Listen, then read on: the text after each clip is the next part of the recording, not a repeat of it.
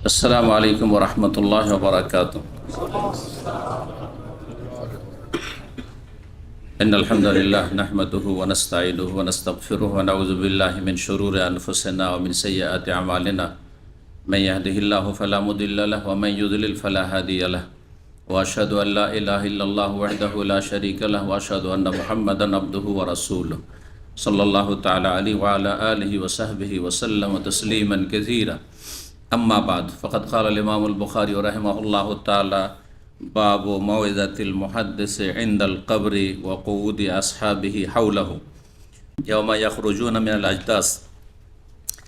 अजदास अल क़ुबूर बुसिरत अल इन्फ़ितार उसीरत बासरतु housie जअलतु अस्फ़लहु अअलाहु अल ईफ़ाज़ अल इसरा व क़रा अल आमशु इला नुसबिन युफ़िज़ून इला शय्इन मनसूबिन यस्तबिक़ून इलैहि व नुस्बु वाहिद व नस्बु मस्दर यौमुल खुरूज मिन क़ुबूरिहिम यनसिलून यख़रुजून। क़ाल हद्दसना उस्मान क़ाल हद्दसना जरीरुन अन मंसूर अन साद बिन उबैदा अन अबी अब्दुर्रहमान अन अली रज़ियल्लाहु अन्हु क़ाल कुन्ना फ़ी जनाज़तिन फ़ी बक़ील ग़रक़द फ़अताना नबी सल्लल्लाहु अलैहि वसल्लम फ़क़अद व क़अदना हौलहु व माहु मिख़सरतुन फ़नक्कसा फ़जअल यनकुतु बिमिख़सरतिही सुम्मा क़ाल मा मिनकुम मिन अहदिन मा मिन नफ्सिन मनफूसतिन इल्ला कुतिबा मकानुहा मिनल जन्नति वन नार। अल हदीस। সম্মানিত দিনী ভাতৃমণ্ডলী, আল্লাহ রাব্বুল আলামিনের প্রশংসা এবং প্রিয় নবী সাল্লাল্লাহু আলাইহি সাল্লামের উপর সালাতু সালামের পর আজ জুমাবার 17ই জামাদাল উলা 1445 হিজরি মোতাবেক 1 ডিসেম্বর 2023 আমাদের ধারাবাহিক আলোচনা সহিহুল বুখারীর জানাজার পর্ব নম্বর 16। ইমাম বুখারী রাহিমাহুল্লাহর জানাজার পর্বের অধ্যায় নম্বর 82, হাদিস নম্বর আজকে শুরু হবে 1362। এতে ইমাম বুখারী রাহিমাহুল্লাহ যা বলছেন তা হচ্ছে বাবু মাউইজাতিল মুহাদ্দিসি ইনদাল কবরি ওয়া কুউদি আসহাবিহি হাওলাহু।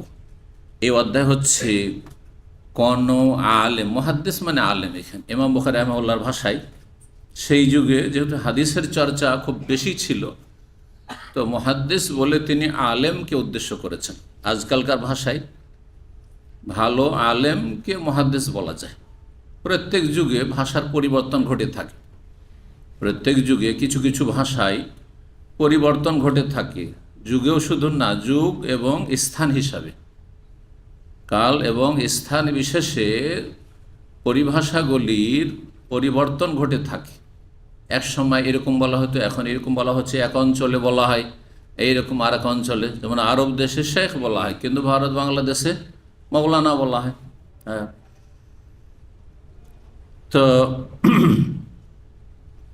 ইমাম বুখারী রাহিমাহুল্লাহর জামানায় আলেমকে মুহাদ্দিস বলা হইল, সেই শব্দটি তিনি ব্যবহার করেছেন এই অধ্যায়ে। বলছেন এই অধ্যায় হচ্ছে কোন মুহাদ্দিস আলেমের উপদেশ দেওয়া। মওইজা মানে ওয়াজ, উপদেশ, আর ওয়াজ মানে বাংলা ভাষায় সুর করে বলা, তাই না? এটা নয়।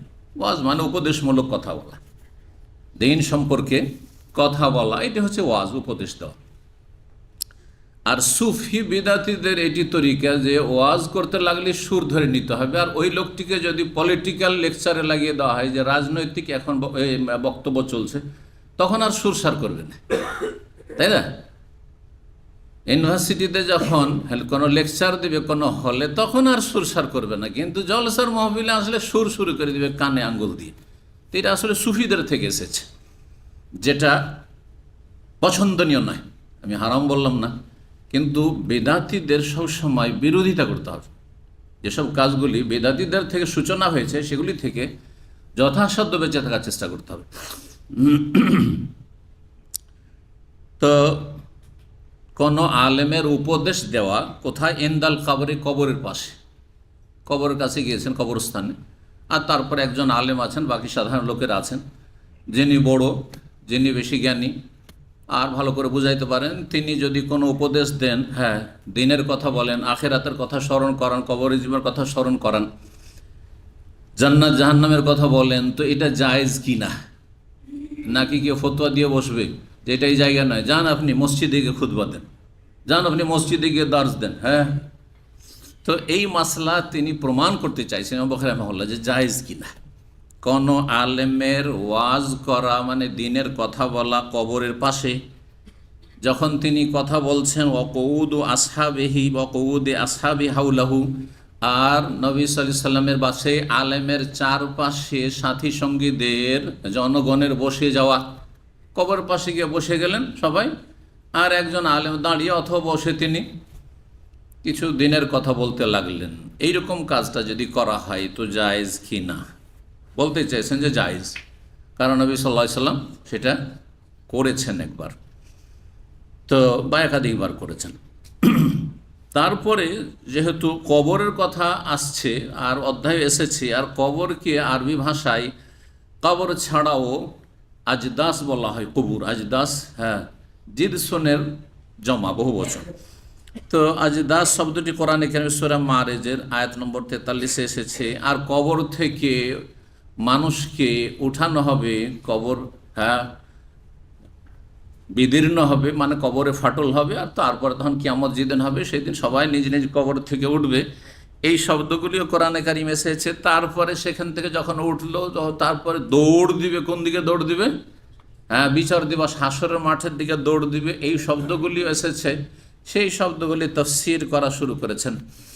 আর কবর থেকে বের হওয়া সম্পর্কে যে আয়াতের শব্দগুলি রয়েছে, একটু কঠিন শব্দ আর সহজ শব্দ দিয়ে তিনি কি করেছেন? তাফসীর করেছেন। ইমাম বুখারী রাহিমাহুল্লাহ এটি ভালো অভ্যাস, যে কোনো একটা শব্দ যদি কোনো হাদিসেও চলে আসে, তার আলোচনায় চলে আসে, অধ্যায় চলে আসে, যেই শব্দটি হয়তো একটু জনগণের জন্য আরবি ভাষাভাষী হইলেও মুশকিল। আরবরা যে সব আরবি বুঝে জরুরি না, অনেক আরবি বুঝে না তারা, আবিধানিক যেসব আরবি, শুদ্ধ আরবি অনেক বুঝে না সাধারণ শিক্ষিত লোকেরা অথবা অশিক্ষিত লোকেরা। মাতৃভাষা হলে কি হবে? আমরা বাংলা সব বুঝি, ওটা বাংলা বুঝেন। তো ঠিক ওই রকমই প্রত্যেক ভাষার ক্ষেত্রে। তো তিনি তাফসীর করা শুরু করে যাতে করে মানুষ জেনে নেয় যে এই শব্দগুলি এই হাদিসে এসেছে, আর এই শব্দগুলি কোরআনে কারিমে এসেছে বিভিন্নভাবে, বিভিন্ন সেগায়, আর সেগুলির অর্থ হচ্ছে এইরকম।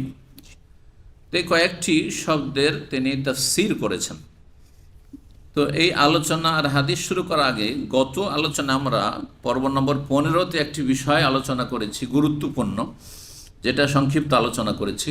আর আজকে অনেক ভাইরা রয়েছেন যারা বেশি উপকৃত হবেন। আর এই সমস্যাটি আমাদের মুসলিম সমাজে, বিশেষ করে বাংলা ভাষাভাষী সমাজে অধিকাংশ লোকের মাঝে রয়েছে, যার ফলে এর সমাধানটা আমাদের জেনে নেওয়া ভালো। সেটা কি? আগের অধ্যায় 81 নম্বর অধ্যায় রয়েছে বাবুল জরিদাতে আলাল কবর, কবরের ওপর কাঁচা ডাল পোতা সম্পর্কে। খেজুরের ডাল, জরিদাত নাখল, খেজুরের ডাল কবরের ওপর পোতা, এটা সুন্নত না সুন্নত নয়? যদি সুন্নত না হয় তো বেদাত, বা ঠিক নয়, কমপক্ষে বেদাতের কাছাকাছি। তো এই বিষয়টি ইমাম বুখারী রাহিমাহুল্লাহ আলোচনা করতে গিয়ে একমাত্র একজন সাহাবীর ওসিয়তের কথা তিনি উল্লেখ করেছেন, তাছাড়া কোনো সাহাবী থেকে ডাল পোতার প্রমাণ নেই। এক নম্বর, অর্থাৎ নবী সাল্লাল্লাহু আলাইহি সাল্লামের সাহাবায়ে কেরামগণের এই আমল ছিল না যে কবরে দাফন করে ডাল পুঁতে দিতে হবে। খেজুরের ডাল না পাইলে কি করতে হবে? আমাদের দেশে কি ডাল পুঁতে? বড়ই ডাল পুঁতে দেয়, অথবা যে কোনো ডাল। কোনো দেশে বড়ই নাই, তখন ওই কাজ করবে, কোনো একটা কিছু পুঁতে দাও, মানে তাজা হইতে হবে। এই যে ধারণা তাজা হইলে ওই ডালটা তসবিহ করবে, আর তসবিহ করলে এই তসবির ওসিলাতে তার আযাব হালকা হবে, এইসব ধারণাগুলি, এই ধারণা ঠিক নাই। যদি ঠিক হইতো তাহলে সাহাবায়ে কেরামগণ এই আমলটা করতেন, সকলেই করতেন।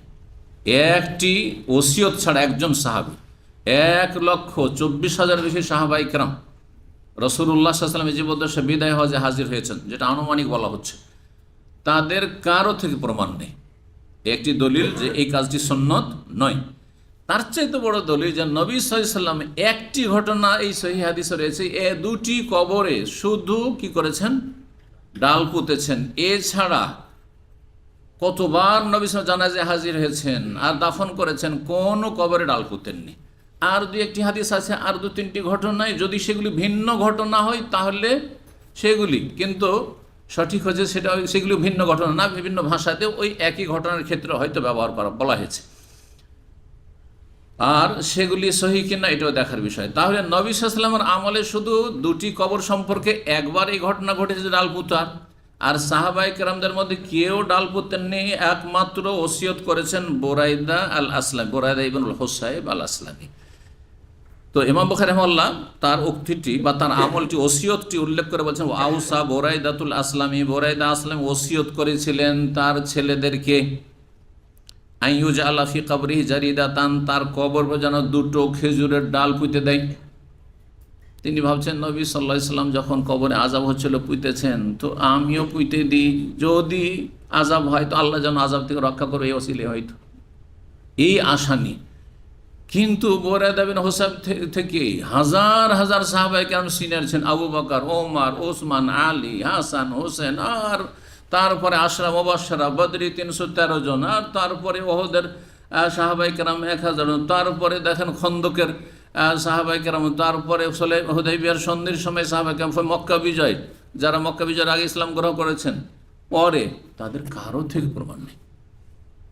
তাহলে আপনি সমস্ত সাহাবায়ে কেরাম আদর্শ বাদ দিয়ে, রাসূলুল্লাহ সাল্লাল্লাহু আলাইহি ওয়াসাল্লামের সারা জীবন আদর্শ বাদ দিয়ে ওই একটা ঘটনাকে ধরে আপনি এই কাজ করবেন আর মনে করেন এটি সুন্নাত না, ওটি সুন্নাত না।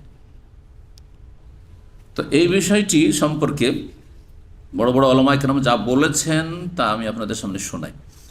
ইমাম নববী রাহিমাহুল্লাহ শুধু বর্ণনা করেছেন যে অনেকের মত, অনেক তাফসীরকারদের মত যে ওয়াইমিন শাইইন ইল্লা ইউসাব্বিহু বিহামদিহি, দুনিয়ার এমন কিছু নেই যা তসবিহ করে না, পৃথিবীর এমন কোনো সৃষ্টি নেই যা তসবিহ করে না, মানে প্রত্যেক সৃষ্টি কি করে?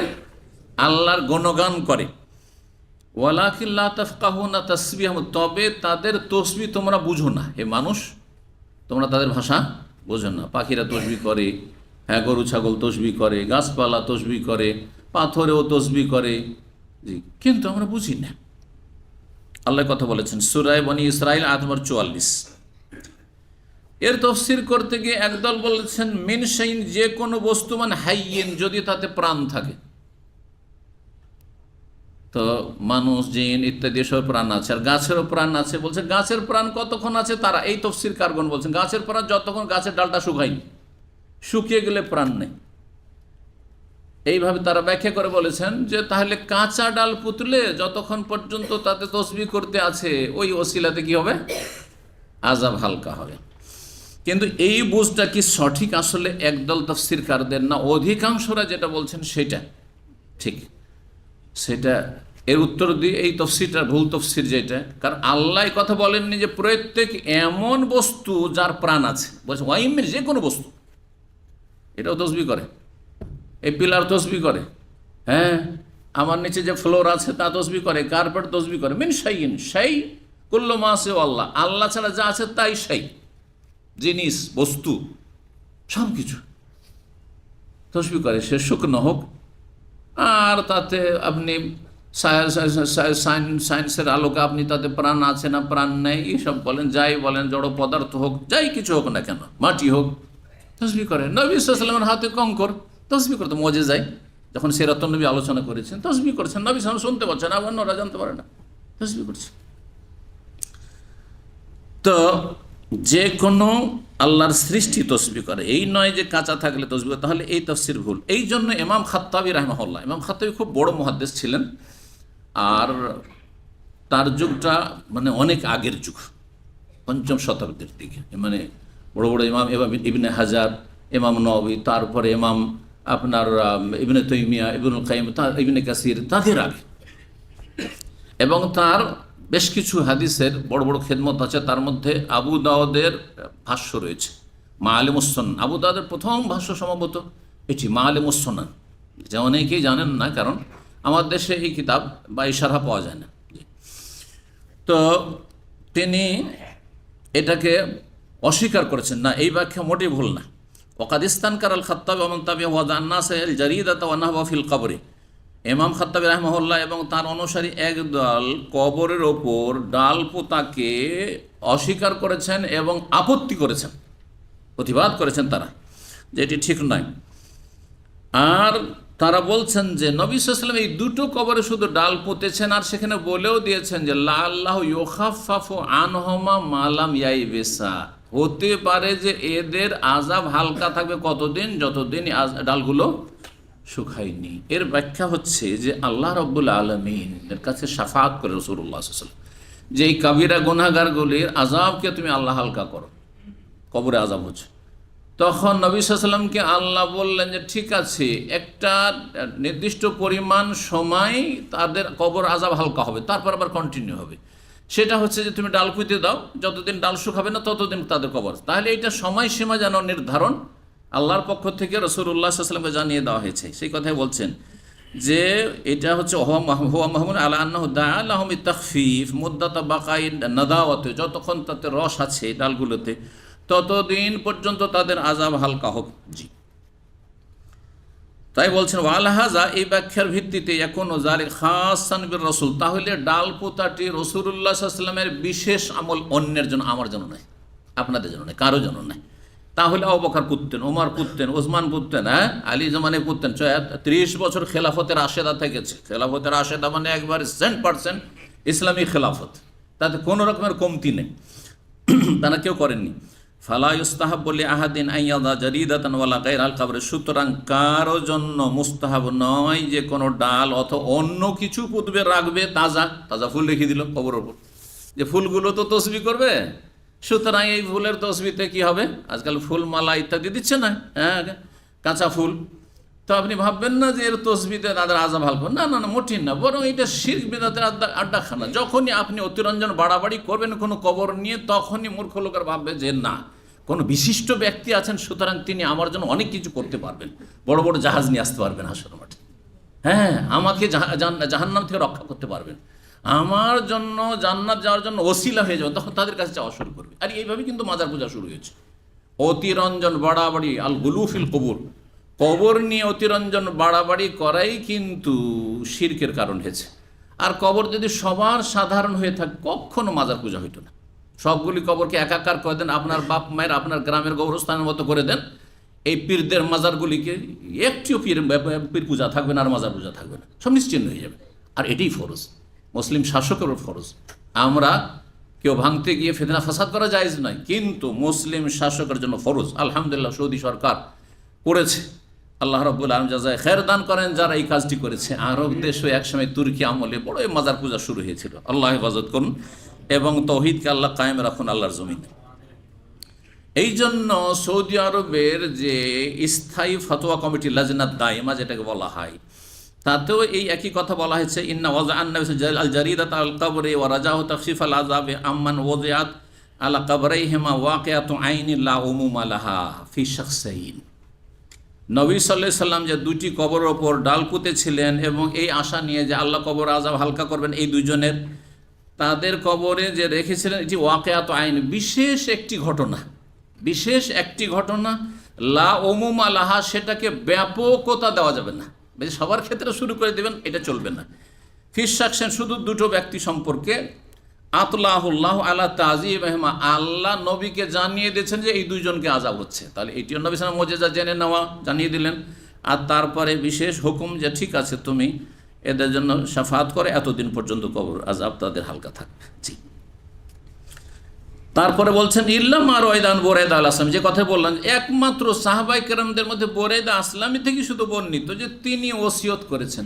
সাহাবী মাসুম না, একজন সাহাবী মাসুম না, সমস্ত সাহাবী আবার উম্মত। এই জন্য পুরো সাহাবায়ে কেরাম হকের মাপকাঠি। এখানে গিয়ে মওদুদের গুমরাহির সাথে আহলে সুন্নাত ওয়াল জামাতের ভিন্নতা হয়েছে। সাহাবায়ে কেরামদের তিনি ঢালাভাবে তিনি সমালোচনা শুরু করেছেন, এই ধৃষ্টতা দেখিয়েছেন, এখানে তার গুমরাহি স্পষ্ট হয়েছে। বাকি কথা হলো, বাকি আহলে সুন্নাত ওয়াল জামাত, এমনকি আহনাফ, হানাফিরাও, দেওবন্দি, এমনকি বেরেলভি মাজার পূজা শিরক করে, কিন্তু সাহাবায়ে কেরামদের এহতেরাম সম্মানের ক্ষেত্রে বেরেলভি মাজার পূজারীরাও এই আপনার এই মওদুদিবাদীদের চাইতে ভালো। বুঝতে পারছেন, তাদের অন্তরে এহতেরাম রয়েছে। আর আহলুল হাদিস সালাফিদের কথা তো বলবেন না, যে আল্লাহ যেখানে যাদের মর্যাদা দিয়েছেন সেখানেই তারা রাখ সবাইকে। তো যেটা বলছিলাম যে সাহাবায়ে কেরামরা এক একজন হকের মাপকাঠি নয়, কিন্তু সমষ্টিগতভাবে সবাই হকের মাপকাঠি। ভাষাটা বুঝছেন না? বুঝছেন না? কারণ নবী সাল্লাল্লাহু আলাইহি ওয়াসাল্লাম বলছেন ইন্না উম্মতি লা তাজতামা আলা, আমার উম্মত সবাই গুমরাহ হইতে পারে না, কিছু লোক বা অধিকাংশ গুমরাহ হইতে অনেক সময়, যেমন আজকাল অধিকাংশ মুসলিম গুমরাহ, কিন্তু সবাই গুমরাহে, গোটা মুসলিম জাতি একবারে জাহান্নামী হয়ে গেছে, আর জান্নাতের কাজ করেনা লোকই না, এটা কোনোদিন হবে না। সংখ্যা কমবে বাড়বে, সংখ্যা কমবে বাড়বে, এটি আল্লাহর সুন্নাতুল্লাহ। আল্লাহ হচ্ছে নীতিমালা সৃষ্টির ক্ষেত্রে মুমিন মুসলিমদের ক্ষেত্রে হচ্ছে। তো যে কথা বলছিলাম যে সাহাবায়ে কেরামরা এক একজন যদি আপনি হকের মাপকাঠি বলেন তো কি ক্ষতি করবেন, তাহলে একজন সাহাবী চুরি করেছেন না করেননি? সাহাবী মহিলা চুরি করেনি, হাত কাটা হয়নি, তো তার নাম ফাতেমা ছিল। তাহলে চুরি করা আপনার আদর্শ। কেউ যদি চুরি করা বলছে এক সাহাবী চুরি করেছে, ওই জন্য ওনার অনুসরণে আমি চুরি করেছি, যাই হবে। এক সাহাবীর দ্বারা জেনা হয়েছিল, হয়নি, মাইজ বিন মালিক আসলামী। তাহলে কেউ জেনাকারী বলবে এক সাহাবীর জেনা হয়েছে, আমি ওনাকে ফলো করেছি, চলবে? সাহাবী মদ খেয়েছে আর ধরে নিয়ে এসে তাকে বেত্রাঘাত করা হয়েছে, লাগানো হয়েছে, হ্যাঁ, যেটা শাস্তি রয়েছে, তাহলে কি মদ খাওয়া বলবে যে ওই সাহাবীর আমি অনুকরণ করি, চলবে? কিন্তু সমস্ত সাহাবী, হ্যাঁ, এক দুইজন একটা দুটো অপরাধের ঘটনা, হাজারে লক্ষে একটা ঘটনা ঘটেছে। আর আজকাল হাজারে আপনার 995টাই অপরাধী। কথা বুঝতে পারছেন? এটি পার্থক্য। তো সাহাবাই, তারপরে ভুলের ধরন অহরহ ভুল হচ্ছে। সাহাবাইদের কোনো একজনের যদি বলেছে, যেই লোকের বিচার হয়েছিল, দেখেন না, নিজে দৌড় দিয়ে আসছে কি করতে, জীবন দেওয়ার জন্য, সংসার জানছে যে আমার মৃত্যুদণ্ড করা, আমি বিবাহিত মহসান, তারপরে এসে বলছেন ঘুরিয়ে দেওয়া হচ্ছে, যাও তুমি চলে যাও, হতে পারে তুমি একটু কাছাকাছি গিয়েছো, হয়তো একটু আলিঙ্গন করেছো চুমুতে, যাও। তারপর যে ইয়া রাসূলুল্লাহ, এবার 4 বার করে এসে বলছে। কে আছে এমন আজকাল এই ইমানের, যে আমার জীবন চলে যাক, আমি রজম হয়ে যাই, কিন্তু আমি পাক পবিত্র হতে চাই? আছে? যদি বলা হয় যে তুই এই কাজ করি, তারপর অস্বীকার করবে, যত অলিউল্লাহ তাকে ভাবেন না কেন, বুঝতে পারছেন? যদি হাতে নাতে ধরা না খায়। কোথায় ইমান, কোথায় শেখ সাদিয়ার, কোথায় বকরির নাদি, হ্যাঁ, কোথায় শেখ সাদিয়ার বকরির নেদি। জি, তো এই জন্য সাহাবায়ে কেরামদের সাথে কোনো তুলনা নেই। কিন্তু তাই বলে আপনি অতিরঞ্জন করে প্রত্যেক সাহাবীকে আদর্শ, না, সাহাবী পুরোটাই হচ্ছে আদর্শ। তো কথা লম্বা হয়ে যাচ্ছে। শেখ বিন বাজ রাহিমাহুল্লাহর ফতোয়া শুনিয়ে দিই। তিনি বলছেন যে এর ওপর ডালপোতা, কবর ওপর লা ইউশরাউ যালিকা, এটা শরীয়ত সম্মত নয়। বাল হুয়া বিদআতুন, বরং কবর ওপর কোনো ডালপোতা বেদাত। জি, 20 শতাব্দীর পৃথিবীর সবচেয়ে বড় ইমাম আলেম তিনি রাহিমাহুল্লাহ তাআলা। কেন? লিয়ান্না রাসূলুল্লাহ ইন্নামা ওয়াদাল জারিদ আলা কবরাইনি, দুটো কবর ওপর শুধু নবী সাল্লাল্লাহু আলাইহি ওয়াসাল্লাম ডাল পুঁতেছেন। আতলাহুল্লাহ সুবহানাহু আলা আযাবি আসহাবিহিমা ওয়া লাম ইয়াযাহুম আলা বাকিয়াতুল কুবর, কোন কবর বা ডাল পুঁতেনি, মাত্র দুটো। আল্লাহ জানিয়েছেন ওদের আযাব সম্পর্কে এবং অনুমতি দিয়েছেন, ঠিক আছে তুমি সুপারিশ করছো এতদিন পর্যন্ত, আর এই কাজটা করো তুমি, ব্যাস। ফাওলিয়া বেজালেকে, এর দ্বারা জানা গেল আদাম ও জাওয়াজ ওয়াজিহা আলাল কবুর, যে কোনো কবর উপর আপনি ডাল পুঁতে দেবেন, এটা জায়েজ নয়। কারণ নবী সাল্লাল্লাহু আলাইহি ওয়াসাল্লাম বলেছেন, মান আহাদাসা ফি আমরিনা হাযা মা লাইসা মিনহু ফাহুয়া রাদ্দুন, কেউ যদি ইসলামে এমন কোনো নতুন কাজ করে যেটা আমার আদর্শ নয়, যে আমি সব কবরে ডাল পুঁতেছি, এমন আদর্শ নয়, সুতরাং সেটি প্রত্যাখ্যাত বিদআত। আরও বলেছে, মান আমেল আমালান, কেউ যদি এমন আমল করে, আপনি প্রথম শুরু করেননি, দেখা দেখি আপনি আপনার বাবা ভাই মায়ের কবর উপর ডাল পুঁতলেন, তাহলে আপনি কারো অনুসরণেই বিদআত করলেন। মান আমেল আমালান লাইসা আলাইহি আমরুন, কিন্তু নবী সাল্লাল্লাহু আলাইহি ওয়াসাল্লাম আদর্শ নয়, তাহলে ফাহুয়া, সেটাও প্রত্যাখ্যাত, ছুঁড়ে দাও আপনার মুখে, আপনি বেদাতি কাজ করলেন। সুতরাং বলছেন ওয়াহাকাযা, এইরকম লা তাজুজুল কিতাবাতুল কবর, কবর লিখে রাখা আল্লাহ অমুক সাহেবের কবর, হ্যাঁ, আল্লামা অমুক সাহেবের কবর, এটা জায়েজ নয়। হ্যাঁ, আপনি একটা সেখানে ফলক দিয়ে, হ্যাঁ, আপনি পিলার করে তার উপরে আপনি নাম লিখে দিলেন, যে নেম প্লেট করা হয় আমাদের দেশে, হারাম, এটি জায়েজ নয়, বিদআত। ওয়ালা ওয়াজু জহুর আলে, এইরকম ফুল মালা দাও, এইসব জায়েজ নয়। যেসব নেতা মাথাদের কবরে এইসব পুষ্প, কি বলছে সেটাকে, হ্যাঁ, পুষ্প স্তবক, ওটাকে স্তবক বলা হয়, কিন্তু সেটা পুষ্প মানে সেটা প্রদান করা হচ্ছে বা রাখা হচ্ছে, সেটা একটা ভাষা আছে। তো এসব জায়েজ নয়। নবী সাল্লাল্লাহু আলাইহি ওয়াসাল্লামের আরেকটি হাদিস শুনিয়ে দিই, সহিহ মুসলিমের 1610 নম্বর হাদিস। নবী সাল্লাল্লাহু আলাইহি ওয়াসাল্লাম সম্পর্কে জাবের রাদিয়াল্লাহু বলছেন, নাহা রাসূলুল্লাহ আন ইউজাসসাসাল কবর, নবী সাল্লাল্লাহু নিষেধ করেছেন কবরকে চুনকাম করতে। অর্থাৎ কবরের উপর আপনি চুনকাম করে আপনি একটা প্রাচীর তৈরি করবেন, আর তারপরে নেম প্লেট বসাবেন, অথবা একদিকে মাথার দিকে পায়ের দিকে একটা নেম প্লেট দাঁড় করে দিন, আর তাতে লিখে দিলেন এইসব জায়েজ নয়। পাকা করতে নিষেধ করেছেন, তলা থেকেও করা হারাম, কবরের সাইডগুলো করা হারাম, আর ওপরটা আপনি না পুরো কবরস্থান ঘেরবেন সেটা ভিন্ন বিষয়, কিন্তু এক একটা কবর কেমনভাবে সাজিয়ে দিলেন চুনকাম করে, যে যেমন তার বাড়ির বিল্ডিং চলে যে রুমে থাকতো ওই রকমই তার কবরটাকে ঘিরে দিলেন, হারাম। আর ওপরে যদি ছাদ করেন তো আরও হারাম, হারামের উপর হারাম। জি, ওয়াইয়ুক আদা আলী, কবর বসাও নিষেধ করেছেন। ওয়াইয়ুব না আলী, কবর কোনো কিছু নির্মাণ করাও নিষেধ করেছেন, গম্বুজ নির্মাণ করা হারাম, জায়েজ নয়। এ হচ্ছে সহিহ মুসলিমের হাদিস। তো আশা করি বিষয়টি স্পষ্ট হয়েছে। সুতরাং সুন্নতের অনুসরণ করবেন, বেদাতকে পরিত্যাগ করবেন, আর সমাজে যেসব বেদাত আছে সেগুলিকে উৎখাত করার চেষ্টা করবেন, আর সে যারা বেদাতি তাদেরকে কুণ্ঠাসা করার চেষ্টা করবে, যা প্রত্যেকেরও ফরজ। জি, আল্লাহ তৌফিক দান করুন। এখন আসুন, এই অধ্যায়ে বলছেন আয়াতে তাফসীর করতে ইমাম বুখারী রাহিমাহুল্লাহ, ইয়াউমা ইয়াখরুজুনা মিনাল আজদাস, স্মরণ করো যেই দিন সমস্ত মানুষ বের হবে কবর সমূহ থেকে। আজদাস মানে কবুর। সূরা মারিজ আয়াত নম্বর 43 বলছেন আল আজদাস আল কবুর বুসিরাত ওয়াইদাল কবুর বুসিরাত। আল্লাহ বলছেন কবর যখন উন্মোচিত করা হবে, মানে কবর ফেটে গেল আর তারপরে কবর থেকে মাটি সরে গেল আর উঠে প্রাণ দিয়ে দেওয়া হলো আর চলতে শুরু করলো। সূরা ইনফিতার আয়াত নম্বর 4। বসেরাত মানে কি? ওসিরাত মানে উন্মোচিত করা হয়। বাসার তো হাউজি, আরবরা বলে কোনো একটা হাউজে পানি আছে, হাউজ তো বুঝেন, বাংলা তো কিন্তু হাউজই বলা হয়, তাই না?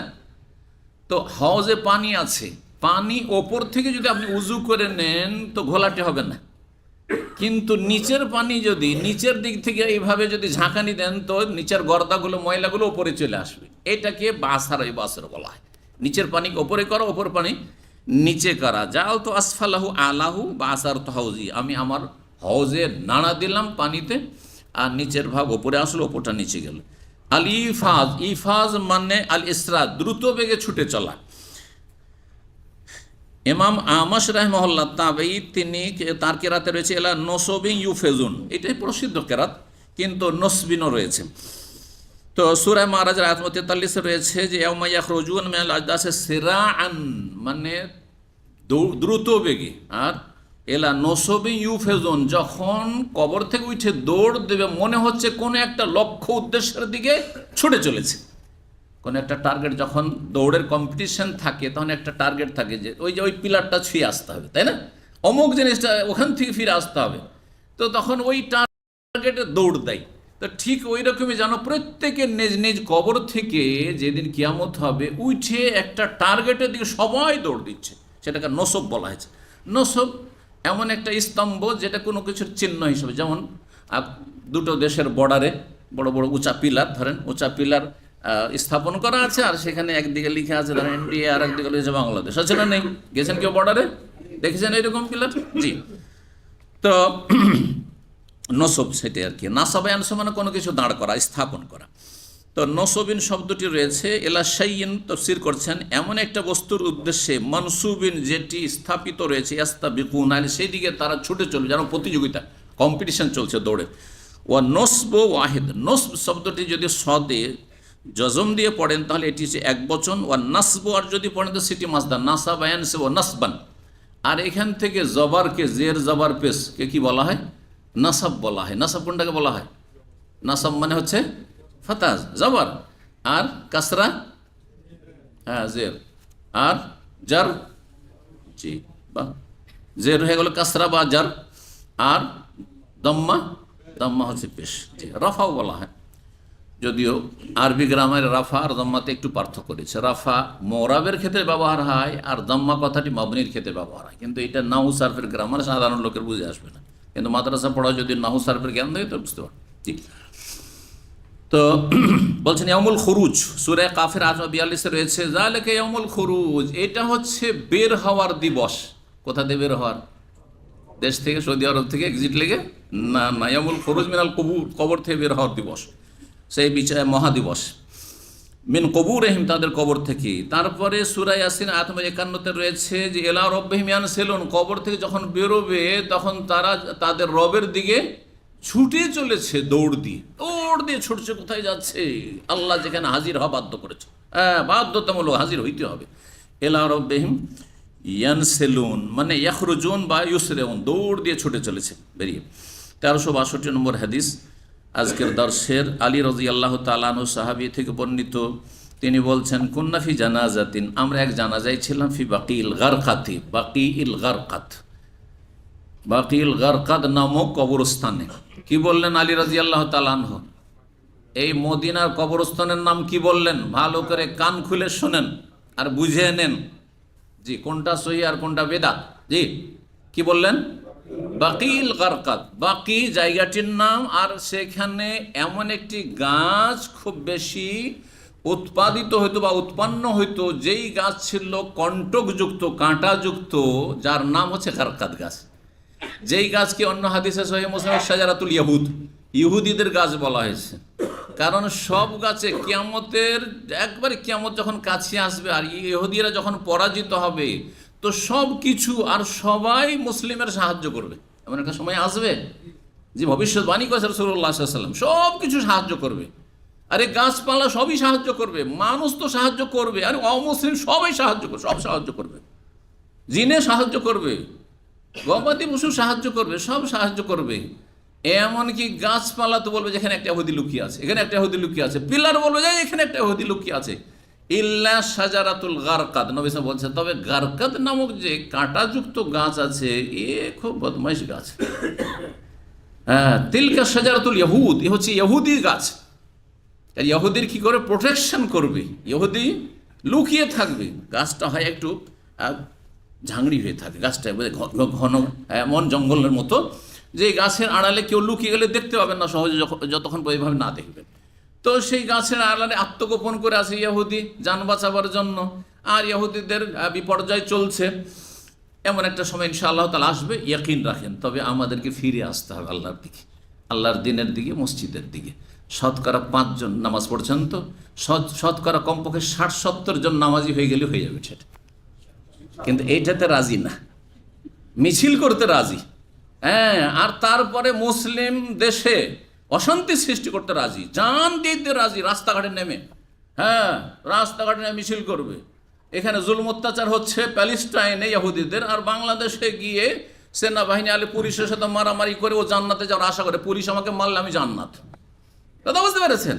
আর মুসলিম খুন করলে সে মুজাহিদ, একটা পুলিশ মেরে এসছে মুজাহিদ হয়ে গেছে। এই হচ্ছে জঙ্গিদের কাজ, জঙ্গিদের কাজ, এগুলো চরমপন্থীদের কাজ, এটা ইসলাম নয়।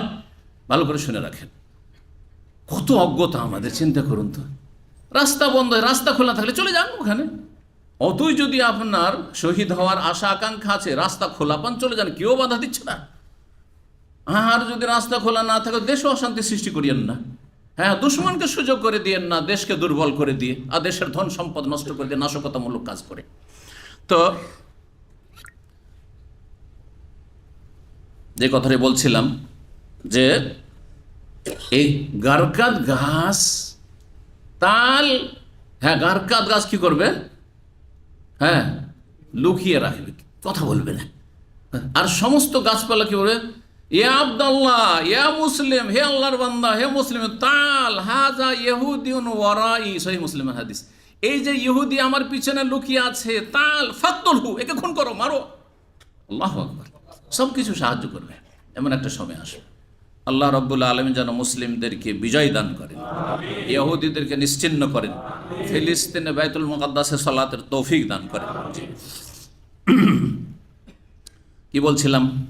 এই গারকাত, গারকাত গাছ মদিনায় ওই যে বাকির এলাকা আছে সেখানে জন্মিত, সেজন্য বাকি, এমন বাকি এলাকা যেখানে গারকাত গাছ জন্মায় বেশি, সেই জন্য বাকিউল গারকাত না।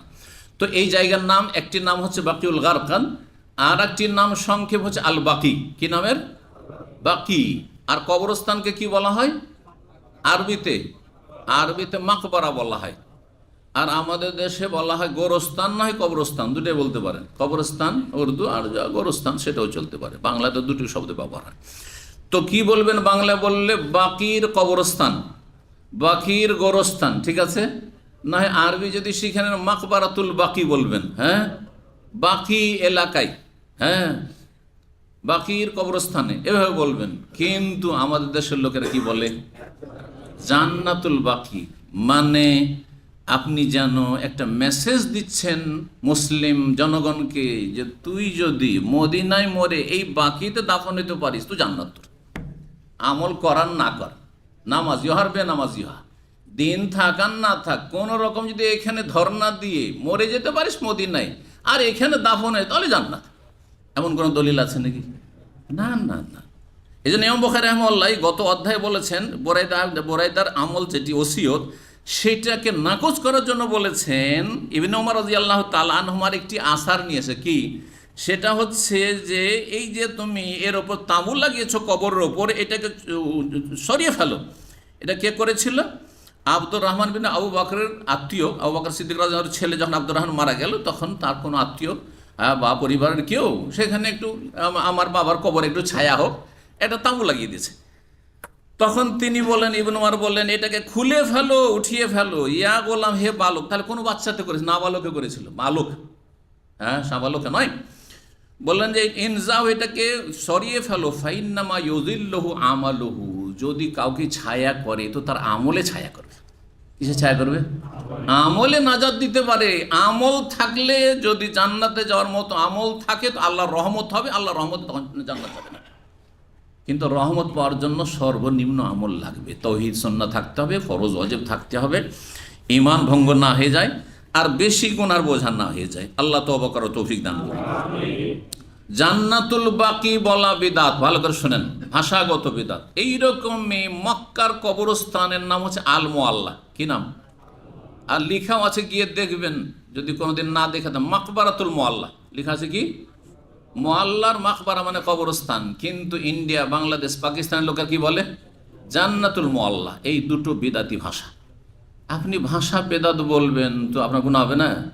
যেমন বেদাত করলে, নামাই তো পড়লে বেদাত হয়, তো এইরকমই জান্নাতুল বাকি বললেও বেদাত হয়। হ্যাঁ, জান্নাতুল মুআল্লা বললেও বেদাত হয়, গুনাহ হয়। জি।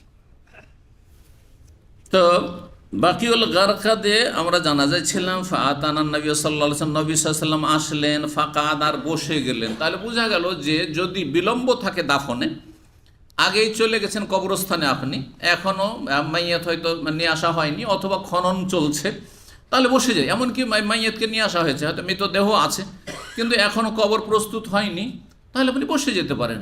এই নয় যে যতক্ষণ না দাফন হবে দাঁড়িয়ে থাকবেন, না, মোটেই না। তো বলছেন জায়েজ আছে।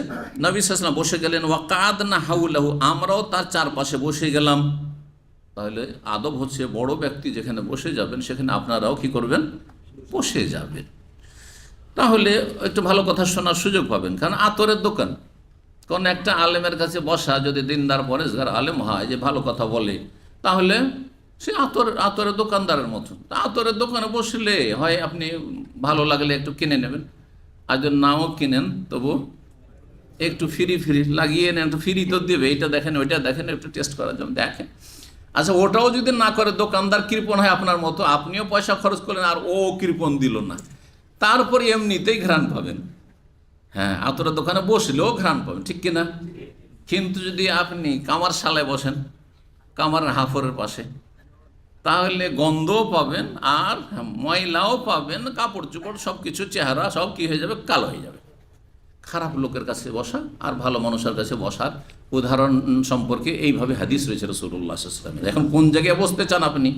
কামারের দোকানে বসতে চান নাকি আপনি আতরের দোকানে বসতে চান? আপনি নিজেই নির্ণয় করুন। আল্লাহ বুঝার তৌফিক দান করুন।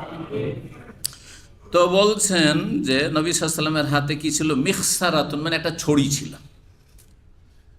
ফানাক্কাসা, নবী সাল্লাল্লাহু আলাইহি ওয়াসাল্লাম বসে থাকতে তো মাথাটা নিচের দিয়ে করলেন। মানুষ যখন কোনো বিষয়ে চিন্তাশীল হয় তখন কি করে? মাথা নিচু করে। আখিরাত সম্পর্কে, কবরস্থানে গেছেন, দুনিয়ার গল্প গুজব করবেন না, আখিরাত সম্পর্কে চিন্তাশীল হবেন। আজকাল অধিকাংশ মানুষের দুনিয়াদারি কবর পর্যন্ত, হাত্তা জুরতুমুল মাকাবির, কবর জিয়ারতে গিয়েও ওইখানেও দুনিয়াদারি, দুনিয়ার গল্প। আমি এই করলাম তো সেই করলাম, আমি এখানে জায়গায় রেখেছি, এই করেছি, আমার ছেলে বিদেশে গেছে, আমার ছেলে চাকরি পাচ্ছে, এও নেতা হচ্ছে, আমার পার্টি এই হচ্ছে, আমার পার্টি জিতছে। এবার আরে কি করছেন আপনি? আউযুবিল্লাহ। নবী সাল্লাল্লাহু আলাইহি ওয়াসাল্লাম মাথা নিচু করে দিলেন। ফাজালায়ান কতবে মিখসার, তারপরে মাটিতে নবী সাল্লাল্লাহু আলাইহি ওয়াসাল্লাম ছড়ি দিয়ে একটু করে খোঁচাইতে শুরু করেন। জি, নাকাতেয়ান কত মানে খোঁচা দেওয়া, জি, আঘাত করা। সুম্মা কালা, তারপরে বললেন, মা মিনকুম মিন আহাদিন মা মিন নাফসিন মানফুসাতিন, তোমাদের মধ্যে এমন কোনো ব্যক্তি নাই, কোন রিওয়ায়াতে বর্ণনাকারী সন্দেহ, মা মিন নাফসিন কোনো প্রাণী নেই, যে কোনো ব্যক্তি যার প্রাণ রয়েছে, অন্যান্য পশুর কথা নেই, বিশেষ করে যেই প্রাণীকে বা যেই জীবকে আল্লাহ মুকাল্লাফ বানিয়েছেন, মানে শরীয়তের দায়িত্ব দিয়েছেন, তারা কারা? কাদেরকে শরীয়ত পালনের দায়িত্ব দেওয়া হয়েছে? মানুষ আর জিন। ওমা খালাকতুল জিন্না ওয়াল ইনসা ইল্লা, জিন এবং ইনসান। তাহলে এখানে নাফসিন মানফুসা মানে অন্যান্য প্রাণীর কথা বলা হয়নি, বলা হয়েছে যে কোনো জিন হোক আর মানুষ হোক, ইল্লা কোতেওয়া মাকানোহা মিনাল জান্নাত ওয়ান নার, তার স্থান নির্ধারিত করে লিখে দেওয়া হয়েছে, অলরেডি লিখা আছে লৌহে মাহফুজে, ভাগ্যলিপিতে তকদিরে লিখা আছে কি সে জান্নাতে কোন জায়গায় থাকবে আর জাহান্নামে কোন জায়গায় থাকবে, সব লিখা আছে, তার স্থান কোথায়, কোন স্তরে। ওয়া ইল্লা, আরও লিখা আছে কাদ কোতিবাত শাকিয়াতান আও সাইয়্যিদা, সে হতভাগা না সৌভাগ্যশীল, হতভাগা না ভাগ্যবান, লেখা আছে। তো ভাগ্যবান খালি দুনিয়ার ক্ষেত্রে নাই, দুনিয়া তো তুচ্ছ দুনিয়া, আখেরাতে কামিয়াব হয়ে গেলে ভাগ্যবান, আর আখেরাতে জাহান্নামের সম্মুখীন হইলে হতভাগা। ফাকালা রাজুলুন, তখন জনৈক ব্যক্তি বলল, ইয়া রাসূল আল্লাহ, আল্লাহ রাসূল, যখন লিখায় আছে আমাদের, আপনারা যেমন অনেকে বলে থাকেন তকদির তো লিখায় আছে, তাহলে আমল করেও যদি তকদির খারাপ থাকে তবে জান্নাত পাবো না? না, এটা কখনো চিন্তা করবেন না। আপনি ভালো আমল করতে ভালো লাগছে, তার মানে আপনার তকদির ভালো আছে। আর আপনার ভালো আমলের জন্য এত বাবার চাপ, মায়ের চাপ, পরিবেশের চাপ, সমাজের চাপ, তারপরে এত দিনের কথা বলা হচ্ছে, তারপরও আপনি ফেসবুকে ঢুকলে ইউটিউবে দুনিয়া দিন শিখছে, আপনি শিখবেন না, আপনি আজে বাজে কথা দেখবেন, আপনি গুনাহ করবেন আপনি, তাহলে এইটাই ইশারা ইঙ্গিত করছে যে আপনার নসিব খারাপ আছে। নসিবটা ভালো করার চেষ্টা করুন, ভালো আমল করুন, খারাপ আমলকে ত্যাগ করুন। তো বলছেন যে ওই ব্যক্তি যে, ইয়া রাসূলুল্লাহ আফালা নাত্তাকিলু আলা কিতাবেন, আমাদের লিখনির ওপর কি আমরা নির্ভরশীল হব না? যখন লিখা আছে ভরসা করি তার ওপর। ওয়া নাদাউল আমাল, আমরা কাজকর্ম কি ছেড়ে দেবো, আমল করা কি ছেড়ে দেবো? হ্যাঁ, বলছেন না, এটা চলবে না। ওই সাহাবী আরও বলে, ফামান কানা মিন্না মিন আহলিস সাআদা, আমাদের মধ্যে কেউ যদি ভাগ্যবান থাকে, ফাসায়াসিরু ইলা আমালি আহলিস সাআদা, তাহলে ভালো আমল করবে। আর ওয়াম্মান কানা মিন্না মিন আহলিস শাকাওয়া, আমাদের মধ্যে যে হতভাগা, ফাসায়াসিরু ইলা আমালি আহলিস শাকাওয়া, সে খারাপ কাজের দিকে, যারা খারাপ কাজ করে তাদের দিকে অগ্রসর হবে। তো তুমি খারাপ কাজের দিকে অগ্রসর কেন হচ্ছ, বা খারাপ লোক যেসব কাজ করে ওই সব কাজের দিকে কেন অগ্রসর হচ্ছ? কালা, নবী সাল্লাল্লাহু আলাইহি ওয়াসাল্লাম বললেন, শোনো, অন্য রিওয়ায়াতে আছে, এ মালু, আমল করো, তোমার কর্ম তুমি করো, ভালো কাজ করতে থাকো, তোমার কাজ তুমি করো, আর রবের কাছে সুধারণা রাখো, আল্লাহর কাছে ভালো আশা রাখো। আমল করবে আর জাহান্নামে হেসবে, এটা হইতে পারে না। আল্লাহ রহম করবেন, কিন্তু আল্লাহ অন্তর দেখছেন যে কি অন্তর নিয়ে আপনি আমল করছেন, আপনার আমলের কোয়ালিটিও দেখছেন। তাই বলছেন রাসূলুল্লাহ সাল্লাল্লাহু আলাইহি ওয়াসাল্লাম, কাল আম্মা আহলুস সাআদাতে, শোনো, যারা ভাগ্যবান, ফায়ুয়াসসারুনা লিআমালি আহলিস সাআদা, তারা ভালো সৌভাগ্যের আমলের জন্য তাদের রাস্তাকে সহজ করে দেওয়া হবে। মজা লাগবে ভালো কাজ করতে। দেখেন, যারা পাক্কা নামাজি, নামাজ পড়তেই মজা লাগে, মন চায় না মসজিদ থেকে বেরোতে, লম্বা নামাজ পড়তে ভালো লাগে। আর যেই ব্যক্তি কোন রকম কারো চাপে অথবা প্রথাগত, আজকাল কিন্তু অনেকে কিন্তু প্রথাগত নামাজি, এই নামাজ দিয়ে কাজ হবে না, কোনো কোয়ালিটি নেই এর। প্রথাগত নামাজি মানে আমাদের আঞ্চলিক ভাষা বলে ঠিকা সারা, বুঝেন? ভাষাটি বুঝেন না? একসঙ্গে কন্ট্যাক্ট নিয়ে এনেছে, মানে যে কোনো কোয়ালিটি কাজটা করে দিতে পাল্টি হইলো, তারপরে ভেঙে চলে শেষ হয়ে যাবে, টাকা নিয়ে টান দিল। এটা হচ্ছে ঠিকার কাজ। ঠিকার কাজে ঠকামি বেশি। তো ঠিক আছে, যেন আল্লাহর সাথে ঠিক আছে, আমাকে জোহরে কি পড়তে হবে, 4 পড়তে হবে, ঠাক ঠাক ঠাক ঠাক মুরগির ঠোকরের মতো ঠাক ঠাক দিয়ে 1 রাকাত আমার হয় না, দেখলাম যে ও 3 রাকাত পড়ে শেষ চলে গেল, 4 রাকাত পড়ে চলে গেল। আজকেও জুমার পরে সুন্নাত দেখলাম, আমার 1 রাকাত ওর 2 রাকাত শেষ হয়ে গেল, আমার 2য় রাকাত শেষ হয়নি, ও 4 রাকাত পড়ে মাশাআল্লাহ পাশের লোক টান দিয়ে চলে গেল। বুঝতে পারছেন? আপনি নামাজ পড়ছেন তাকাররুবের জন্য না তাখাল্লুসের জন্য? এই দুটো ভাষা সব সময় রাখবেন। আল্লাহর দিকে এগিয়ে যাওয়ার জন্য, সান্নিধ্য লাভের জন্য, না জান ছাড়াইবার জন্য, মুক্তি লাভের জন্য কোন রকম দায়িত্বটা পালন করি, এত রাকাত আমাকে কোর্স কমপ্লিট করে দিতে হবে, ঠাক ঠাক ঠাক ঠাক করে দিয়ে দিই, ব্যাস হয়ে গেল। এতে কোনো কাজ হবে না, কোনো কোয়ালিটি নেই। আল্লাহর দিকে আমি এগিয়ে যাচ্ছি, সালাত পড়ছি, আমাকে আরও ভালো লাগছে, আরও লম্বা করবো সেজদা, আরও লম্বা করবো কিয়াম। হ্যাঁ, এই হচ্ছে কথা। তো ভালো কাজ করতে ভালো লাগবে যার ভাগ্য ভালো রয়েছে। ওয়াম আহলু শাকাওয়া, আর যারা হতভাগা, ফাইয়াসসারুন আলি আমালি শাকাওয়া, তাদের জন্য সহজ করে দেওয়া হবে দুর্ভাগ্যের আমলগুলি, যাতে মানুষের ভাগ্য খারাপ হয়ে যায় ওই আমলগুলি মজা লাগবে। ওকে চুরি করতে ভালো লাগছে, পাটমারি করতে ভালো লাগছে, মানুষের টাকা পয়সা ধার নিয়ে বেইমানি করতে ভালো লাগছে, সুদ খেতে ভালো লাগছে, ঘুষ খেতে ভালো লাগছে, আর হারাম জীবনযাপন করতে, মদ খেতে ভালো লাগছে, জেনাই ভালো লাগছে, স্ত্রী ভালো লাগে না, তার মানে তোর নসিব খারাপ আছে, হতভাগা। আল্লাহ কত হালাল রাস্তা রেখেছেন, আর একটাতে না হয় দুটো বিয়ে কর, তিনটে বিয়ে কর, চারটা কর, আর কি লাগে, আর তো এর বেশি লাগে না। চারটার হক আদায় করার মতো আজকাল খুব কমই লোক আছে। হ্যাঁ, শারীরিকভাবে হক আদায় করতে পারছে না, তো আর্থিক হক আর কি আদায় করবে, আর অন্য অন্য কি হক আদায় করবে? ইমানি শক্তি নেই। আল্লাহ তৌফিক দান করুন। তারপরে সূরাতুল লাইলের আয়াত নম্বর 5-6 পড়লেন রাসূলুল্লাহ সাল্লাল্লাহু আলাইহি সাল্লাম, বলছেন মাকারা, তারপরে আয়াত পড়লেন দলিল হিসাবে, যে ভালো যাদের ভাগ্য ভালো তাদের জন্য ভালো কাজের রাস্তা সহজ হয়ে যাবে, আর যারা মন্দ হতভাগা ভাগ্য খারাপ তাকে খারাপ কাজই মজা লাগবে। একই মায়ের পেটের ভাই, আপনারা প্রত্যেকেই কিন্তু এটা অনুভব করছেন, যাদের একাধিক ভাই বোন আছে, অনুভব করছেন না? আপনাকে দিনের কথা শুনতে আর দিনের পর আমল করতে আর ইবাদতবন্দি করতে কত না মজা লাগছে। আর আপনার ভাই কেন, আমাদের কাছের লোক যাদেরকে অনেক চেষ্টা করি, যখনই কথা হয় নসিহা করি, নসিহা কোনো কাজে লাগে না, হতভাগা, নসিব খারাপ, আল্লাহ হেদায়েত দান করবে, এরকম বহু আছে। জি, ফাম্মামান আতা, শোনম, যে দেবে, যেখানে আল্লাহ দিতে বলেছেন দিতে হবে, যাকাত দিতে বলেছেন, বাপকে দিতে বলেছেন, মাকে দিতে, কিন্তু সব টাকা না। আবার এই প্রবাসীর এই ভুল করবেন না, এই মূর্খামি আপনাদের, আর এই মূর্খামি আপনাদের বাপ মায়ের, যে ছেলে গেছে বিদেশে, সব টাকা আসবে আমার ক্যাশে, আর তারপরে নিয়ে সমস্ত ছেলেদের নামে সমান সমান দিয়ে দিল, অনেক সময় আপনাকেই বঞ্চিত করে দিল, বাড়ি থেকে উচ্ছেদ করে দিল। এরকম বহু ঘটনা আমাদের ছাত্র ভাইদের ঘটেছে। এক লোক বলছে যে সে 20 বছর সৌদি আরবে ইনকাম করলাম, জামেলে ভালো বেতন ছিল তার, কিন্তু আমার কাছে একটা পয়সাও ব্যাংকে নেই। বলে নিজের পায়ে নিজে কোড়াল মেরেছেন। আপনার যে হালত অজ্ঞতা, বলছে কী করবো, না হলে বাড়িতে রাখবে না, তাড়িয়ে দেবে, হলো অবস্থা। তা আমার দেশের বাপেরাও বড় জালেম, বাপ মাও জালেম অধিকাংশ লোকের, আর অনেক জায়গায় ছেলেমেয়েরা জল ফরজ, বাপ মা খেতে পাই না, বাপ মার বাড়ি ঘর নাই, সেইটাও দেয় না, যেটা ফরজ সেটা দিবে। আর আপনি এমন কিছু দিলেন, সব দিয়ে দিলেন, স্ত্রীর উপরে জুলুম করলেন, ছেলে মেয়েদের হঠাৎ করে মরে গেলেন, আপনার ছেলে মেয়ে বঞ্চিত, এমনটা যেন না হয়। তো বলছেন যে যেই ব্যক্তি দিল, ওয়াত্তাকা, আর আল্লাহকে ভয় করলো, ওয়াসাদ্দাকা বিল হুসনা, এবং ভালো কথা কাজকে বিশ্বাস করলো, ভালো বিষয়গুলিকে বিশ্বাস করলো, এটা হচ্ছে আম তফসির।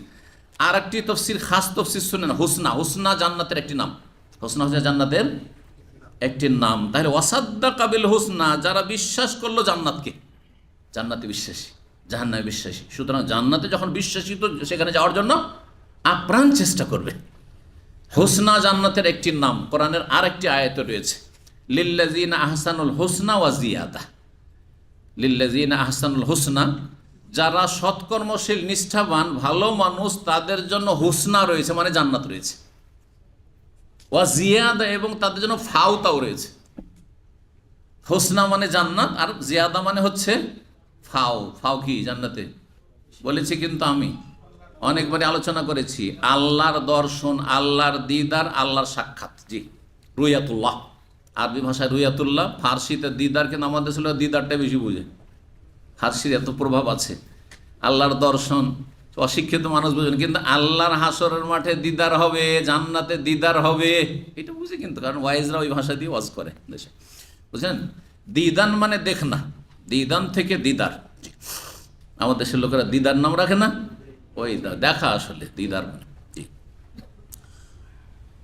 তো আল্লাহ রাব্বুল আলামিন জান্নাতীদেরকে জান্নাতও দেবেন, যারা সৎকর্মশীল তাদেরকে, আর জিয়াদা, এবং জিয়াদা দেবে। অন্য আয়াতে রয়েছে মজিদ, ওয়ালাদাইনা, আমার কাছে ফাও বোনাসও রয়েছে।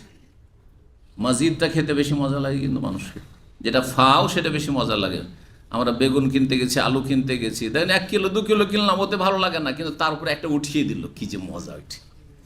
খেজুরের মার্কেটে গিয়ে আপনি 2 কিলো খেজুর কিনলেন, তার আগে যে 5টা 7টা খেলেন, কিছু লোক তো খেতেই থাকে। আমি দেখেছি কিছু লোক আছে ও খেতেই আছে, এটা এটা ওইটা ওইটা সবগুলো খেতে খেতে ওর পেট ভরে গেছে। আর আমাকে দিলাম, আমি বলছি, না ভাই, যেটা আমি কিনবো ওইটা শুধু দেব, এত খাওয়ার দরকার নেই আমার। তো 83 নম্বর অধ্যায় বলছেন বাবু মাজাফি কাতিলের নফস। এই অধ্যায় হচ্ছে খুনি বলছে কাতিলের নফস, আত্মহত্যাকারী সম্পর্কে। যে নিজেকে খুন করলো, অর্থাৎ আত্মহত্যাকারীর বিধান সম্পর্কে। আত্মহত্যাকারী কি কাফের না ফাসেক? কাফের, ফাসেক, কিন্তু পাপিষ্ঠ। জি। আর এমন একটা অপরাধ করলো যে সেই অপরাধের পরে সাধারণত তওবার চান্স এলো না। দেখেন, মদ খেয়েও বেঁচে থাকলে তওবার একটা চান্স আছে না নেই? বেনামাজিরও কিন্তু নামাজ মেলা ছেড়েছে, কিন্তু একটা চান্স আছে যে মরার আগে তওবা পড়ার সুযোগ পেয়ে গেল, কিন্তু গলায় ফাঁস দিল অথবা বিষ খেয়ে নিল, আর তওবার কোনো সুযোগ হলো না। অথবা সাথে সাথে বন্দুক দিয়ে দিল, যেমন করছে অনেকে আজকাল, পেস্তুল দিয়ে নিজেকে উড়িয়ে দিল, আত্মহত্যা করলো, সাথে সাথে শেষ, আর তওবার নসিবই হলো না। এটা কিন্তু মারাত্মক বিষয়।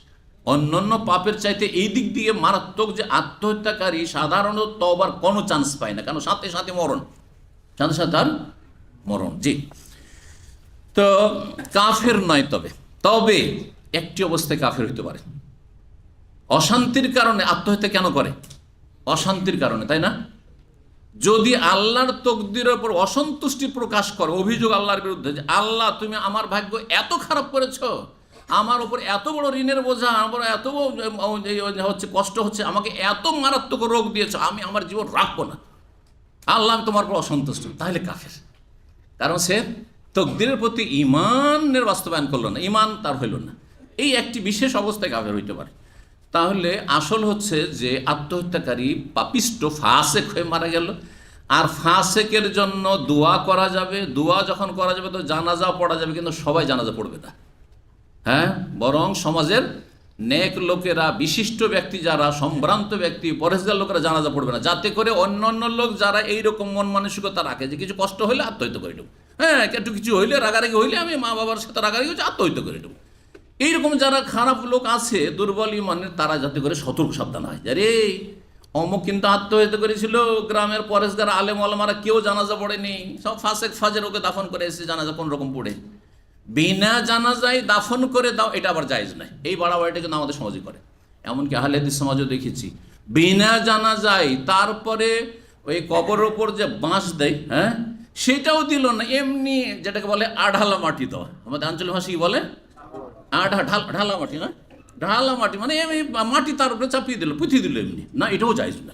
কেন এটা করবে না? সে মুসলিম, আর মুসলিম ফাসেক পাপিষ্ট হল সে সম্মানিত, সে কাফের নয়, সে নাস্তিক নয়, সে নাস্তিক চাইতে অনেক ভালো, সে মাজার পূজারের চাইতে অনেক ভালো, সে কথা বোঝা গেছে। কাবিরা গুনাহ করে, সেই জন্য ঢালা মাটি দেওয়া মানে পুঁতে দেওয়া যায় নয়, যেভাবে দাফন করতে হয় মুসলিম মাইয়াতকে সেইভাবে দাফন করবেন, আর জানাজা পড়বেন সাধারণ লোকেরা, নেক লোকেরা পড়বেন না। সংক্ষেপে এটি হচ্ছে শরীয়তে তার বিধান। হাদিস 2-3টি আছে, আমরা পড়ে নিই কারণ হাদিস অল্পই হয়েছে। 1363 নম্বর হাদিস বর্ণনা করেছেন সাবিত ইবনে যাহাক রাদিয়াল্লাহু আনহু, সাহাবী, নবী সাল্লাল্লাহু আলাইহি ওয়াসাল্লাম থেকে তিনি বলছেন, মান হালাফা বিমিল্লাতিন গায়রিল ইসলাম কাযিবান মুতাআম্মিদান ফাহুয়া কামা কাল। কোন ব্যক্তি যদি হলফ করে, হলফ করা কিন্তু বাংলায় ব্যবহার হয়, হলফ মানে কি, কসম করে, শপথ করে, এমন কোন ধর্মের ওপর ইসলাম ভিন্ন, ইসলাম ছাড়া অন্য ধর্মের শপথ করে, মানে আমি আল্লাহর কসম করে বলছি, হ্যাঁ, যে আমি খ্রিস্টান, আমি ইহুদি, এরকম কেউ যদি বলে, আমি মুসলিম না, ইসলাম ছাড়া অন্য ধর্মের ওপর যদি কেউ শপথ করে, হ্যাঁ, তাহলে আর সে শপথ করছে যখন কাযিবান, তার এই কথা মিথ্যা, আসলে যে সে মুসলিম 5 ওয়াক্ত নামাজ হয়তো পড়তো, হ্যাঁ, আর সে শিরক মুক্ত, কুফরি মুক্ত, নাস্তিকও না, বিভিন্ন গুনাহ হয়তো আছে, কিন্তু এমন কসম করলো যে অমুসলিমদের যেসব ভ্রান্ত ধর্ম, সেসব ধর্মের কসম করে ফেললো যে আমি অমুক ধর্মের অবলম্বী। আবেগে অনেকে এরকম কথা বলে দেয়, এইরকম যদি করে সে মিথ্যাবাদী এবং ইচ্ছাকৃত, এই নয় যে তাকে কেউ বাধ্য করেছে বা হঠাৎ করে মুখ দিয়ে, হ্যাঁ, কি হয়েছে, স্লিপ হয়েছে, এটাও হয়নি, জবান থেকে ফসকে গেছে এটাও হয়নি। ইচ্ছাকৃতভাবে কেউ যদি এইরকম কসম করে যে আমি মুসলিম না, আমি অন্য ধর্মের অবলম্বী, ফাহুয়া কামা কাল, তাহলে সে যেমনটা বললো তেমন হয়ে যাবে। যদি বলে আমি হিন্দু, তাহলে হিন্দু হয়ে যাবে। হ্যাঁ, খ্রিস্টান তো খ্রিস্টান হয়ে যাবে, নাস্তিক তো নাস্তিক হয়ে যাবে, ইহুদি তো ইহুদি। আমি মানি না আল্লাহ, তাহলে সে আল্লাহ মানে না, সে কাফের, নাস্তিক সে। ওমান কাতালা নাফসাহু বিহাদিদাতিন, আর কেউ যদি আত্মহত্যা করে লোহার অস্ত্র দিয়ে, হ্যাঁ, লোহার অস্ত্র দিয়ে কেউ যদি আত্মহত্যা করে, উযযিবা ফি নার, যা জাহান্নামের আগুনে, সেটা দিয়েই, সেই লোহার অস্ত্র দিয়ে তাকে শাস্তি দেওয়া হবে। শাস্তি চলতেই থাকে, জি, চিরকাল না চললো। কারণ একসময় জান্নাতে উঠতে পারে যদি তার তৌহিদ ঠিক থাকে, 5 ওয়াক্ত সালাত ঠিক থাকে। কারণ অনেক সময় বেনামাজিও আত্মহত্যা করে, বেশিরভাগ বেনামাজি আত্মহত্যা করে, তাহলে তো তাদের ইমান ইসলাম নেই। মুশরিক মাজার পুজিরা আত্মহত্যা করে, তার তো ইমান তৌহিদ নেই। কিন্তু নামাজি লোকও হয়তো কোনো কষ্টের কারণে বিভ্রান্ত হয়ে কি করেছে, আত্মহত্যা করেছে, তাহলে বলা যাবে না যে স্থায়ী জাহান্নামী, কিন্তু দীর্ঘস্থায়ী হবে। কত যে হাজার হাজার লক্ষ লক্ষ বছর থাকবে আল্লাহ ভালো জান। তো এই মর্মে বলছেন যে তাকে জাহান্নামে কি করা হবে, আযাব দেওয়া হবে সেই লোহার অস্ত্র দিয়ে। আগুন, জাহান্নাম, লোহা, আবার সেটা আগুনে, আগুনে, আল্লাহু আকবার, আগুনের শাস্তি আর এই আত্মহত্যার শাস্তি চলতেই থাকবে। এই নয় যে একবার জাহান্নামে এই শাস্তি দেওয়া হলো, আবার প্রাণ দেওয়া হবে, আবার আত্মহত্যা করবে, আবার প্রাণ দেবে, আবার আত্মহত্যা করবে। এইরকম 1364 নম্বর হাদিস, হাদিস জুনদুব রাদিয়াল্লাহু তাআলা আনহু থেকে হাসান বসরি রাহিমাহুল্লাহ বর্ণনা করেছেন। তাবি বলছেন, হাদাসানা জুনদুব, আমাদেরকে হাদিস বয়ান করে জুনদুব রাদিয়াল্লাহু আনহু ফি হাযাল মাসজিদ, এই মসজিদে। তারপরে বলছে ফামা নাসিনা ওয়ামা নাখাফ আন ইয়াকযিবা জুনদুব, আমরা ভুলিনি কিন্তু তার কথাগুলি মনে আছে, এবং আমাদের কোনো এরকম আশঙ্কা ভয়ও নেই যে জুনদুব রাদিয়াল্লাহু তাআলা আনহু একজন বিশিষ্ট সাহাবী মিথ্যা কথা বলবেন নবী সাল্লাল্লাহু আলাইহি ওয়াসাল্লাম সম্পর্কে, বা মিথ্যাচার করবেন। কালা, জুনদুব বয়ান করেছেন আত্মহত্যা সম্পর্কে, কানা বিরাজুলিন জেরাহ, একটি বিগত যুগের ঘটনা বর্ণনা করলেন যে জনৈক ব্যক্তি আহত হয়েছিল। হ্যাঁ, জনৈক ব্যক্তি, কোনো এক ব্যক্তি কী হয়েছিল, আহত হয়েছিল। তারপরে সে কি করলো, আর বরদাস্ত করতে পারলো না, আঘাত আর বরদাস্ত না করতে পেরে সে কি করলো, কাতালা নাফসা, আত্মহত্যা করে ফেললো, যে মরে যাবো, বেঁচে যাবো, তাহলে আরাম পেয়ে যাবে না, মরে গেলে আরাম পাবেন না, আরও শাস্তি শুরু হয়ে যাবে, সাবধান। এই যে দুনিয়ার বালা মুসিবতের জন্য, ঋণের বোঝার জন্য, অথবা টেনশনের জন্য স্ত্রী এত অশান্তি করছে, ছেলেমেয়ে এত অশান্তি করছে, অথবা যাই হোক না কেন, খাবার নাই, কিচ্ছু নাই, দুর্ভিক্ষ, আত্মহত্যা করে আরাম পাবো না, আরাম না, আযাব শুরু। দুনিয়ার আযাব সামান্য আযাব ছিল, শাস্তি ছিল, এটা কিছুই ছিল না, পরীক্ষা ছিল, জি, ভালো মানুষের জন্য। আত্মহত্যা করে ফেলল ওই ব্যক্তি বরদাস্ত না করতে পারে, ক্ষতবিক্ষত অবস্থায়। ফাকাল আল্লাহু আযজা ওয়াজাল, মহান আল্লাহ বললেন ওই বান্দাকে, যখন আল্লাহর কাছে হাজির হলো আসামির কাঠগড়ায়, সেই বারজাখি জগতে, বাদারানি আবদি বিনাফসিহি, এই বান্দা, এই মানুষ আমার থেকে এসে তাড়াহুড়া করলো, মানে আমি তার রূহ কবজ করব, এই অপেক্ষায় থাকলো না, সে নিজেকে নিজেই শেষ করে ফেললো তাড়াহুড়া করে, এই কাজ করলো। এই অধিকার তাকে দেওয়া হয়নি, কারণ আপনার কাছে আমানত রাখা হয়েছে। আপনি ভাবিয়েন না যে আমার আঙ্গুল আমি কেটে ফেললাম, যেমন অনেক মূর্খরা বলে আমার টাকা, আমার বাবার টাকা আমি যেখানে খরচ করি, তোমার তাতে কি, বিড়ি সিগারেট খাচ্ছে, আজ ভাই এগুলো কেন করছো, তোমার টাকা দিয়ে খাচ্ছি, তোমার বাপের টাকা, আমার টাকা, তোমার বলার কি আছে, না না এটা আমার না, তোমার কাছে। এই নয় যে আমি আরাম কাজ করে আরাম খাবো এই টাকা পয়সা দিয়ে। ঠিক ওই রকমই আমার জীবনটা, প্রতিটি অঙ্গ প্রত্যঙ্গ, আল্লাহ যদি সেটাকে কাটার অনুমতি না দেন, আপনার কাটার কোনো অধিকার নেই। আপনি নখ কাটতে পারবেন কতটা, যতটা নখ কাটলে আপনি আরামে থাকেন। আর যদি বলেন আমি নখটা কাটতে পুরোটাই কেটে ফেলবো, এটাও তো আরাম, কিন্তু আমারও তো আপনার কাছে। আর কীভাবে বোঝানো হয়, প্রত্যেকটি অঙ্গ প্রত্যঙ্গ আল্লাহর পক্ষ থেকে আমানত দেওয়া হয়েছে, যেই দিন আল্লাহ নেবেন সেই দিন আল্লাহকে সঁপে দেবেন। যে এই বান্দা আমার থেকে তাড়াহুড়া করলো, হাররামতু আলাইহিল জান্নাহ, সুতরাং তার ওপর জান্নাতকে আমি হারাম করে দিলাম। আবার জান্নাত হারাম করে দিলাম, এর তর্জমা করে আমাদের দেশের লোকেরা মনে করে যে আত্মহত্যাকারী চিরস্থায়ী জাহান্নামে। না, এগুলো খারেজিদের তর্জমা। কারণ একটি হাদিস দিয়ে আপনাকে মাসলা সাব্যস্ত করলে হবে না, তার সাথে আরও যে অসংখ্য হাদিস, এগুলির সমন্বয় করতে হবে। সেটা হচ্ছে যে যার ঈমান আছে, আর ঈমান থাকার জন্য তৌহিদ শর্ত, লা ইলাহা ইল্লাল্লাহ শর্ত, যেন আল্লাহ ছাড়া অন্যকে সিজদা না করে, অন্যের কাছে আপনি ধর্ণা না দেন, মাজার পূজারী না হন, আর মূর্তি পূজারী না হন, আর তার সাথে 5 ওয়াক্ত নামাজি হন, এটা সঠিক মত। 5 ওয়াক্ত নামাজি। তাহলে আপনার সর্বনিম্ন ঈমান আছে। যখন সর্বনিম্ন ঈমান আছে তাহলে আপনার উপর চিরস্থায়ী জান্নাত হারাম নয়। তাহলে এই হাদিসের তর্জমা কি হবে? হারামতু আলাইহিল জান্নাত, জান্নাতকে হারাম করে দিলাম, মানে দখুলে আউয়ালি হারাম করে দিলাম। এটা হচ্ছে আরবি ব্যাখ্যা, যার ব্যাখ্যা করছি, বুঝতে পেরেছেন? মানে প্রথমখানে জান্নাতে প্রবেশ করা তার জন্য হারাম করে দিলাম। যতই ওলিউল্লাহ হোক না কেন, সারা জীবন তাহাজ্জুদ গুজার, ফরজ তো কোনোদিন ঘাটতি করেনি, সোমবার বৃহস্পতিবার রোজা রেখেছে, আর কত যে দান খেরাত করেছে, আর অনেক নেক আমল করেছে, উমরা করেছে, সৌদি আরবে বহুবার করেছে, কিন্তু বদনসিব সে আত্মহত্যা করে মারা গেল। জান্নাতে প্রথমখানে তার প্রবেশ করা হারাম।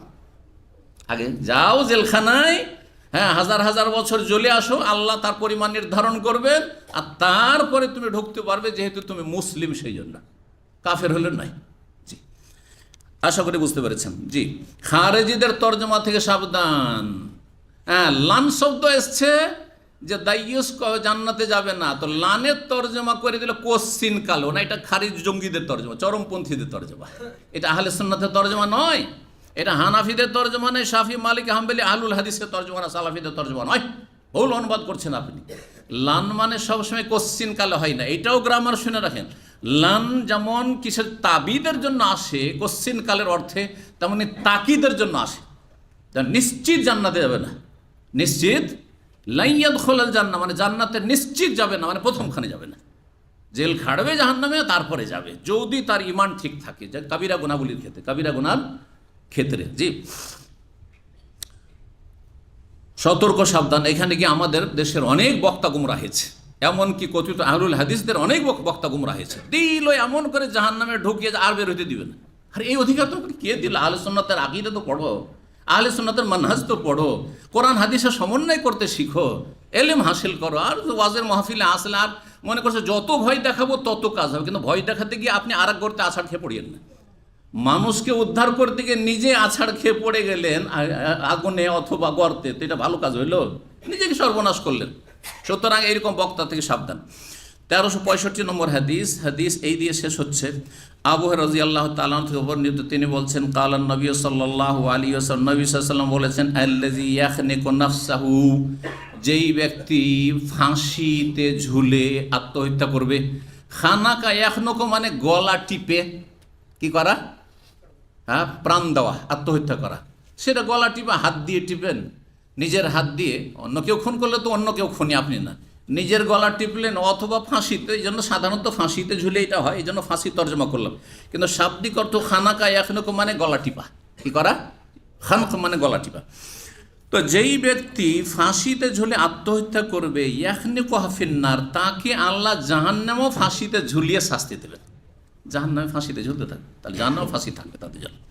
ওয়াল্লাযী ইয়াতউনুহা, আর যেই ব্যক্তি অস্ত্রের আঘাত করে আত্মহত্যা করলো, নিজেকে মারলো, ইয়াতউনুহা ফিন্নার, জাহান্নামে বারবার করে শুধু আঘাত করতে থাকে, আঘাত করবে, আত্মহত্যা করে, আঘাত করে আবার প্রাণ দিবে, আবার আল্লাহ রাব্বুল আলামিন তাকে, এই আত্মহত্যা কর, তুই যেভাবে নিজেকে মেরেছিস ওইভাবে মারতে থাক, আর জাহান্নামে জ্বলতে থাক। আল্লাহু আকবার। কঠিন শাস্তি আত্মহত্যাকারীদের জন্য। সুতরাং কখন এটা ভাববেন না যে আত্মহত্যাকারীকে আমি পাপিষ্ট মুসলিম বললাম, আশা করা যায় যে জান্নাতে যাবে, সেই জন্য আপনি দুনিয়ার এই সামান্য কষ্টের জন্য আত্মহত্যার দিকে যাবেন অথবা কাউকে যেতে দেবেন। আল্লাহ হেফাজত করুন, মুসলিমদেরকে ইসলামের জ্ঞান দান করুন, আখিরাতমুখী করুন, সৎ আমলে তৌফিক দান করুন, এবং আল্লাহ রাব্বুল আলামিন আমাদের রুজিতে বরকত দান করুন। মানসিক, শারীরিক, সার্বিক, পারিবারিক আল্লাহ রাব্বুল যেন শান্তি দান করেন, সমস্ত অশান্তি থেকে আল্লাহ হেফাজত করেন। ওয়া সাল্লাল্লাহু সাল্লাম আলা নবিয়িনা মুহাম্মদ ওয়া আলা আলিহি ওয়া সাহবিহি আজমাইন।